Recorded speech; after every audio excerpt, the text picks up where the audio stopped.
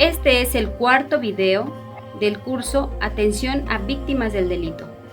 Corresponde a la unidad 4, Derechos de las Víctimas y su aplicación en la función policial. Bien, vamos a dar continuidad a este segmento y vamos a hablar ahora de los instrumentos nacionales que han regulado los derechos de las víctimas y que han fortalecido a las víctimas frente a las autoridades. Primeramente quiero comentarles que dentro de la Constitución Política de los Estados Unidos Mexicanos, en el año de 1993, fue la primera vez que pues, se habló de la víctima, ¿verdad? Y se dijo que la víctima en todo proceso tenía derecho a recibir asesoría jurídica, a que se le satisfaga la reparación del daño cuando proceda, a coadyuvar con el Ministerio Público, a que se le preste atención médica de urgencias cuando lo requiera y demás que señalan las leyes. Esto se dijo en el 93. Pero fíjense, no hubo ninguna ley secundaria que regulara esto. O sea, ¿quién iba a prestar asesoría a la víctima si no había abogados victimales? ¿Cómo iban a satisfacer la reparación del daño si no eran claras? No había una ley general de víctimas. Entonces, esto realmente en el 93 fue uno de los esfuerzos que se hicieron en nuestra Constitución, pero fue letra muerta. No hubo nunca una legislación que le diera fortaleza. Bien, nuestra Constitución se reforma en el 2008 y en el 2011. Son dos grandes reformas. Pero la del 2008 por supuesto que incide en las víctimas, y la del 2011 también. Vimos en los primeros segmentos de esta reforma cómo impacta directamente en el fortalecimiento de las víctimas. Y aquí tenemos que en el 2008 se reforma la Constitución, ¿verdad? Y el artículo 20, apartado C. Se da paso a la protección más importante de las víctimas, pues se establecen los derechos de las víctimas o ofendidos, dentro de los que se encuentran recibir asesoría jurídica. Ahora sí, ya se le fortalece con una modificación al Código Nacional de Procedimientos Penales, a coadyuvar con el Ministerio Público, a recibir atención médica y psicológica de urgencia, a la reparación del daño, a resguardar la identidad en caso de menores de edad, cuando se trata de delitos de violación, trata de personas, secuestro, delincuencia organizada, la aplicación de las medidas cautelares y providencias para la protección, restitución de sus derechos, a impugnar ante autoridad judicial las omisiones del Ministerio Público. Si aquí ahora la víctima advierte que hay una omisión del Ministerio Público, lo puede impugnar. Ya no es el Ministerio Público el que determina, el que incluso representante social, ya no es el representante de la sociedad. No, ahora yo, víctima, no pasa como decíamos en los primeros segmentos. Aquí, yo víctima tengo representación. Importantísimo esto. Es un paso enorme. Bien. También tiene derecho a impugnar ante autoridad judicial las omisiones del Ministerio Público, así como las resoluciones de reserva o no ejercicio, desistimiento de la acción penal, si el Ministerio Público determina alguna cuestión de esta, el desistimiento, el no ejercicio de la acción penal o la suspensión del procedimiento cuando no esté satisfecha la reparación del daño. Yo puedo impugnar como víctima estas determinaciones. Ahora sí estoy poniéndome, como les decía, la víctima se está fortaleciendo. ¿Para qué? Para que si el 90%, fíjense los datos, el 90% de personas que sufren o que son víctimas son gente vulnerable, pues entonces las estoy igualando para que la víctima en el terreno de un enfrentamiento esté exactamente igual que el imputado. Porque tal pareciera que todos los derechos se habían hecho para el imputado y la víctima había quedado fuera, como les decía en los primeros segmentos. Entonces nuestra Constitución, esta reforma, ya da fuerza, ya da cabida justamente al fortalecimiento de las víctimas.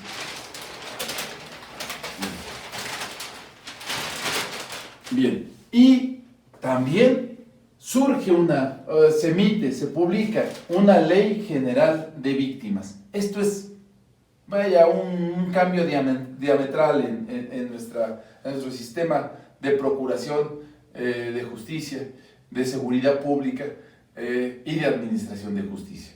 Bien, ¿cuáles son los grandes rubros que marca esta ley? Para tener un panorama muy general, primeramente. Primero, facilita la determinación de la calidad de víctimas.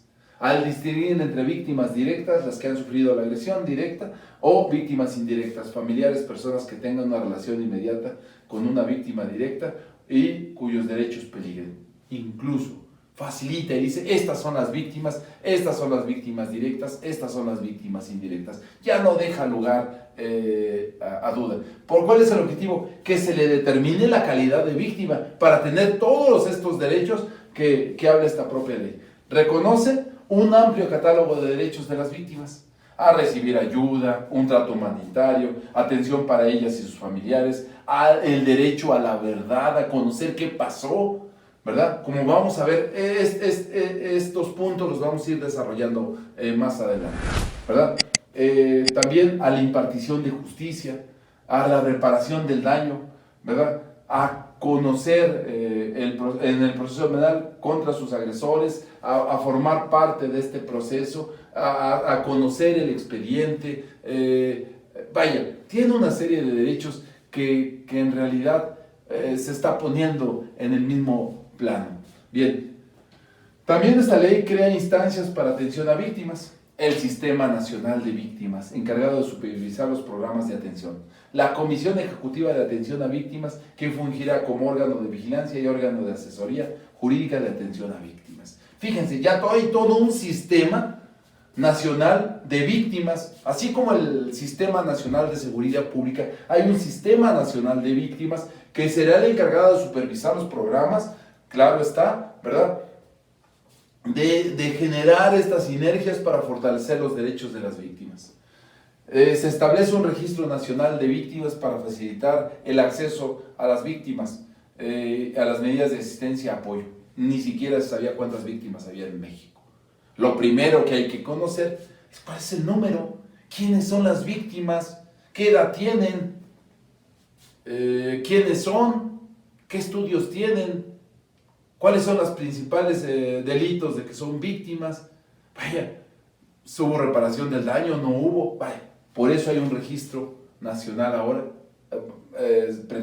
prevé esta ley, un registro nacional de víctimas.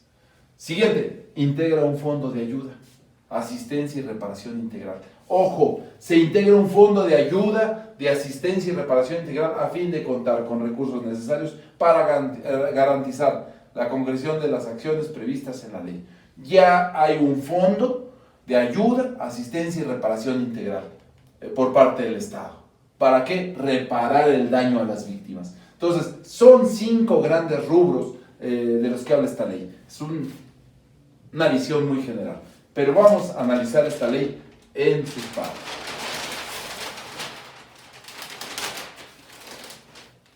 Bien. Esta Ley General de Víctimas señala, primero, ¿quiénes son las víctimas? Bueno, la Ley General de Víctimas busca reconocer y garantizar los derechos de las personas que han sido víctimas directas o indirectas de un delito o una violación a sus derechos humanos. Esta ley, ¿verdad?, garantiza los derechos con una doble visión. Esto es, dice, reconozco y garantizo los derechos de las personas que han sido víctimas directas o indirectas de un delito, de un secuestro, de una extorsión, de un homicidio, de un robo, de un abuso de autoridad, etc. O bien de una violación a derechos humanos, ¿verdad? Una desaparición forzada, ¿verdad?, por ejemplo. Entonces, estamos hablando, o de tortura, entonces estamos hablando que esta ley primeramente implementa esa doble visión. Dice, para mí víctima es aquel que sufre una acción u omisión sancionada en la ley penal o una conducta establecida que violente, que vulnere, ¿verdad?, su dignidad. Entonces, tanto violaciones por haber sido víctima de un delito o víctima de una violación a derechos humanos. Primero, y dice que es un delito, un acto de omisión sancionado por las leyes penales, suele ser cometido por particulares o realizado conjuntamente. Bien, dice entonces que el delito es el acto, la omisión que sancionan las leyes penales, que se tipifican, acción típica, antijurídica y culpable, ¿verdad?, que señalan las leyes, entonces, y suele ser cometido por particulares, o bien conjuntamente realizado por particulares y por el Estado, etc. Bien, o integrantes del Estado. ¿Qué es una violación a los derechos humanos?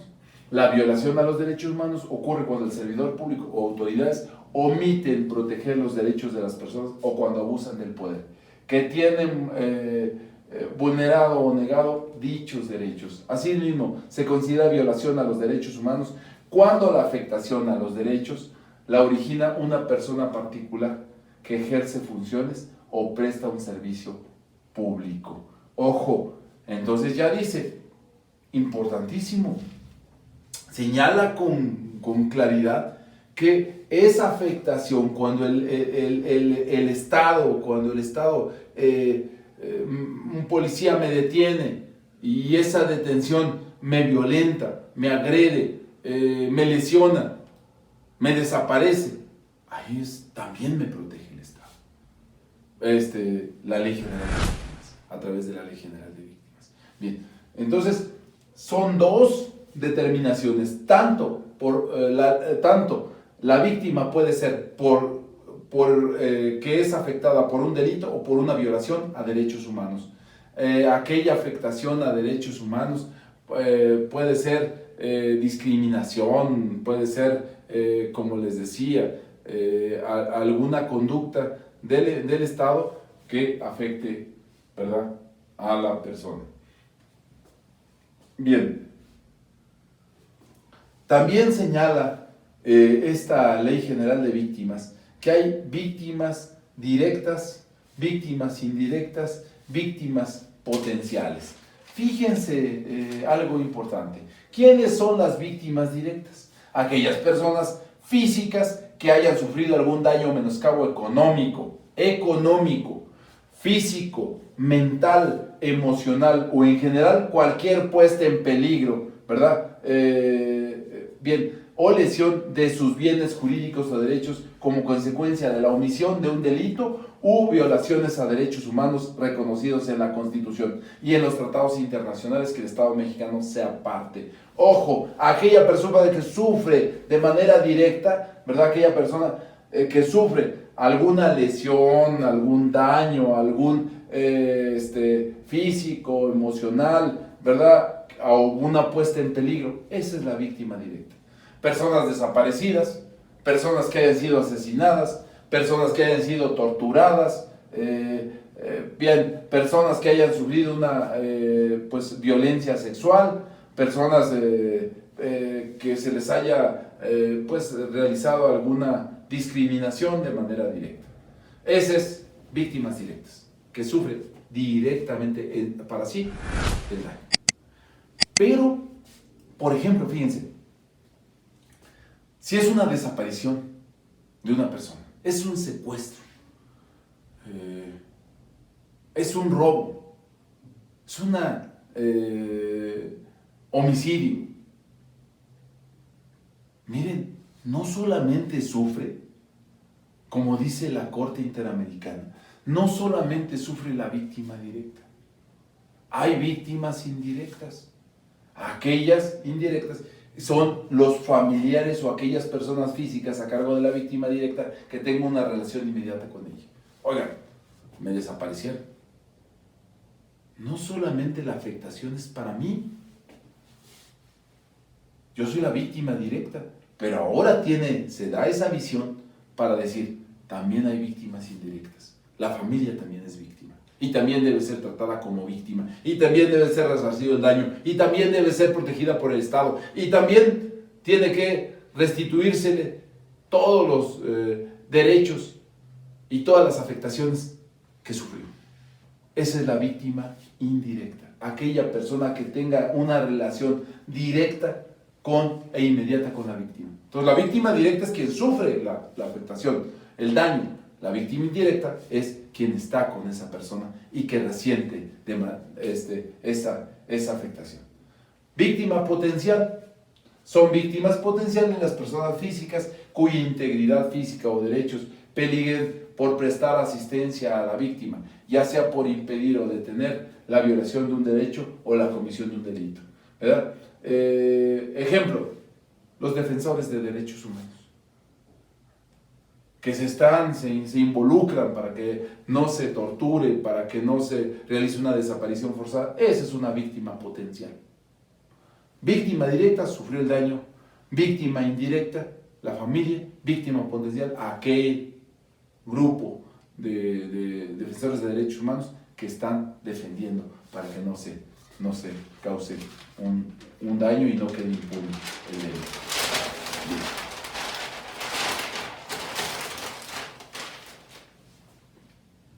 Todas las víctimas, directas, indirectas, potenciales, tienen los mismos derechos.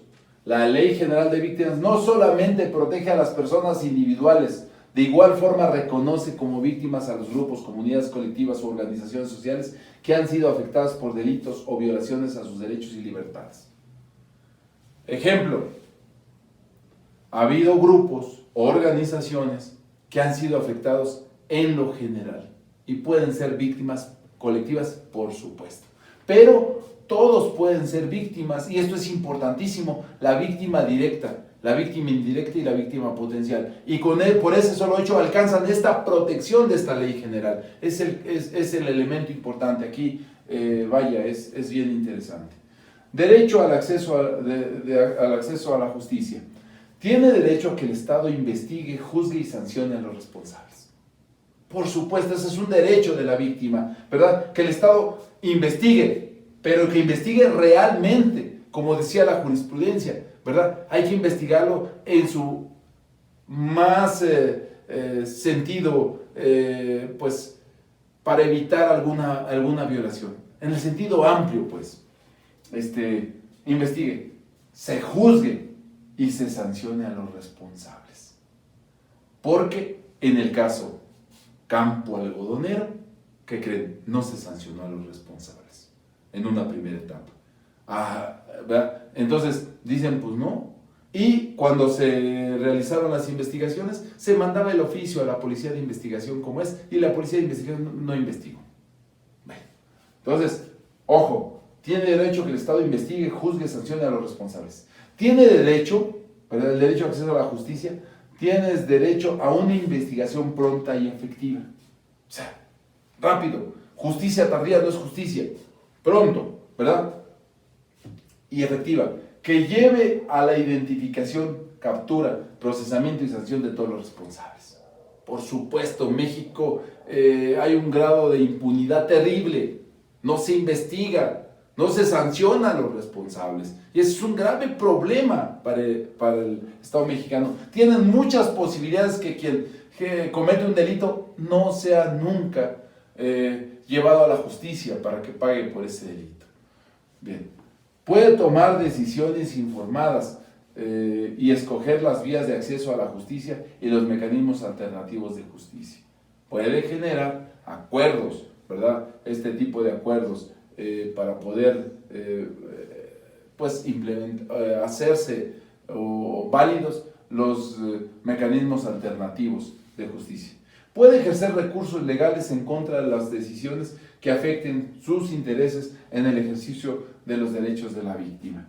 Por supuesto, recursos legales contra cualquier decisión. Recordemos que si el Ministerio Público emite una decisión que no me satisface, yo puedo interponer recurso en contra de él.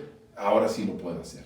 Antes lo que decía el Ministerio Público era ley y eso se hacía. No, ahora puedo, ¿verdad? Interponer recurso en el Poder Judicial, en los jueces. Derechos en el proceso penal. ¿Qué derechos tiene en el proceso penal la víctima? Bueno, a ser informada o informado de manera clara, precisa y accesible de los derechos por el Ministerio Público o la primera autoridad que tenga contacto. Importantísimo, por aquí, importantísimo. Fíjense, los derechos que tienen y que ustedes incluso siempre manejan, ¿verdad? Ustedes como funcionarios públicos, ¿verdad?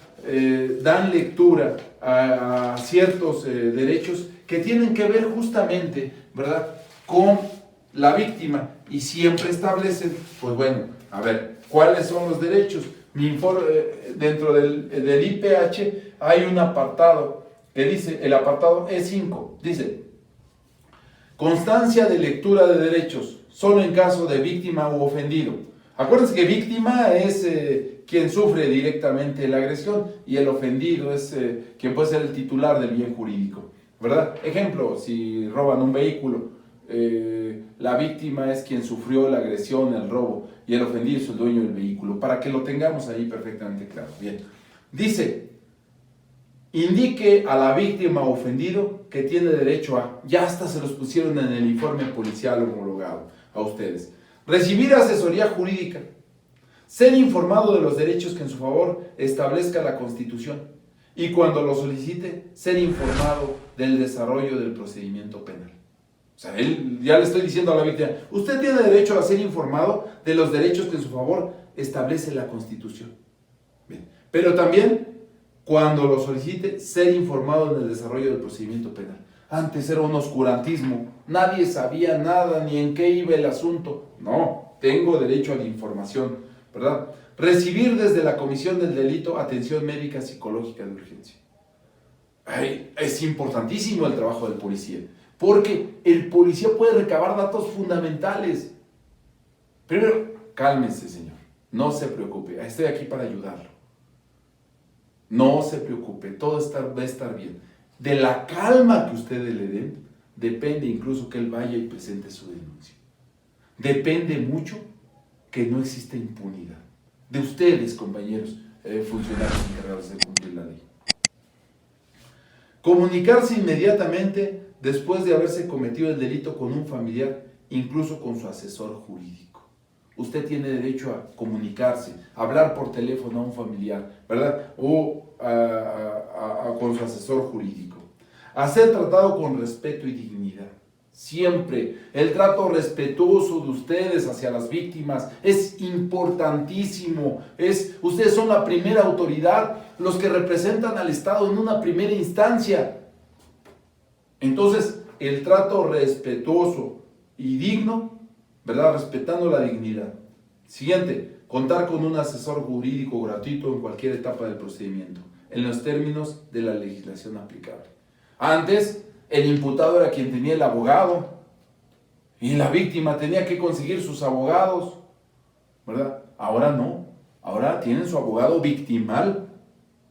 Por supuesto, que haga valer los derechos de la víctima. Bien, entonces también le van a decir ustedes contar con un asesor jurídico gratuito en cualquier etapa del procedimiento. Con acceder a la justicia de manera pronta, gratuita e imparcial respecto a las denuncias o querellas. Ojo, recibir gratuitamente la asistencia de un intérprete o traductor. No hablo bien el español. Usted va a tener derecho a un intérprete, a un traductor, no se preocupe. A que se le proporcione asistencia migratoria cuando tenga otra nacionalidad. Caso Florence Cassés. No se le proporcionó asistencia migratoria. Es un extranjero. La víctima tiene que proveérsele asistencia siempre migratoria. Y 9, que se resguarde su identidad y datos personales en términos que establezca la ley. Que se resguarde su identidad y datos personales. Ojo, ya hay casos, el caso Ingrid, que los policías tuvieron a bien filtrar fotos junto con peritos y fiscales. Se realizó la investigación, incluso una modificación al Código Penal en la Ciudad de México para generar un delito, esa filtración. Entonces, ustedes tienen la obligación, y aquí, como ustedes ya lo saben, firma y huella de la víctima o ofendido. Claro, todo está en el derecho que ustedes la tranquilidad, la paciencia con que ustedes traten a la víctima. De ello depende muchísimo el éxito de la investigación, porque podrá decir más datos, les podrá decir más elementos, pero aparte se sentirá arropado y protegido, porque estos derechos en manos de un buen servidor público, de verdad va a dar la fortaleza suficiente a la víctima para hacer y generar estos mecanismos. Bien, a ser informado de manera clara, precisa y accesible de los derechos por el Ministerio Público o la primera autoridad que tenga contacto, el policía en este caso. A que se le repare el daño en forma rápida, proporcional y justa, y a coadyuvar, o sea, colaborar con el Ministerio Público, por supuesto. Esto es importantísimo. Bien. A ser asesorado y representado dentro de la investigación y proceso por un asesor jurídico, ¿verdad? No puedo, me presento, debe haber un asesor jurídico a que me represente y que me asesore en el proceso, ¿verdad? A elegir libremente al representante legal, a impugnar ante la autoridad judicial las omisiones del Ministerio Público en la investigación de los delitos. Si yo veo que el Ministerio Público no está actuando con diligencia, si veo que el Ministerio Público está omitiendo alguna circunstancia que me cause un daño, como víctima ahora, por supuesto que puedo yo impugnar esas determinaciones del Ministerio Público, esas conductas, esa actuación. A comparecer en la fase de investigación o al juicio, y a que sean adoptadas todas las medidas para minimizar las molestias causadas, proteger la intimidad e identidad y otros datos personales. Esto es importante. Hay delitos que se tienen que proteger, les decía, la identidad. Caso Ingrid, léanlo por ahí, es importante. Hay casos donde ustedes llegan al lugar, sacan fotografías, se las dan a un periodista y ese las difunde sin ningún pudor. Ese es un problema. La víctima tiene derecho a proteger la intimidad. Siempre, importantísimo. También a que se garantice la seguridad, así como la de sus familiares contra todo acto de amenaza o intimidación o represalia. A rendir o ampliar declaraciones. A obtener copia simple de lo actuado y que sea gratuita, ¿verdad? Hay muchas ocasiones el Ministerio Público no le puedo dar copia, por supuesto, no solo puede, debe y debe ser gratuita. Bien, a solicitar medidas precautorias o cautelares para la seguridad y protección de testigos de cargo, investigación y persecución de los probables responsables del delito para su aseguramiento, a que se le informe sobre la realización de las audiencias donde se vayan a resolver sobre los derechos y estar presente en las mismas, ¿verdad? A ver, va a haber audiencia, tengo que informar dónde va a ser la audiencia y tú puedes comparecer en todas las audiencias. A que se notifique toda resolución que pueda afectar los derechos. Por supuesto, debe de existir notificaciones de las resoluciones que pueda afectar los derechos, ¿verdad?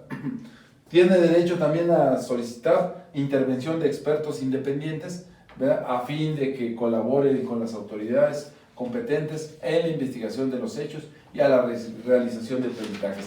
Yo requiero un peritaje, por supuesto que entonces, si requiere un peritaje, voy a establecer pues lo necesario.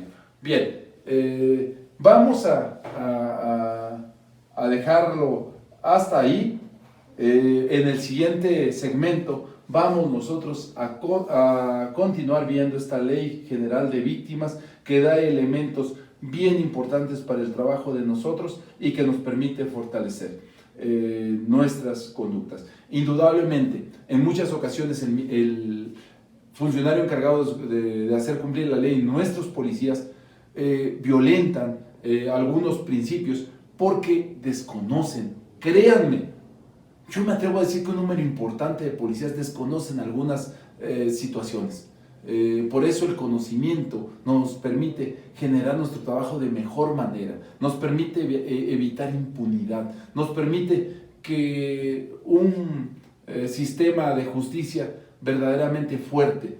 El policía es el primer respondiente, pero también en él recae gran parte importante del proceso penal. Si el policía, si tenemos una autoridad fuerte, una autoridad que conozca, créanme que el proceso se va a llevar de mejor manera. Entonces continuamos en el con el último segmento y vamos a continuar viendo esta Ley General de Víctimas. Muchas gracias por su atención hasta este momento. Ha terminado este cuarto video del curso Atención a Víctimas del Delito.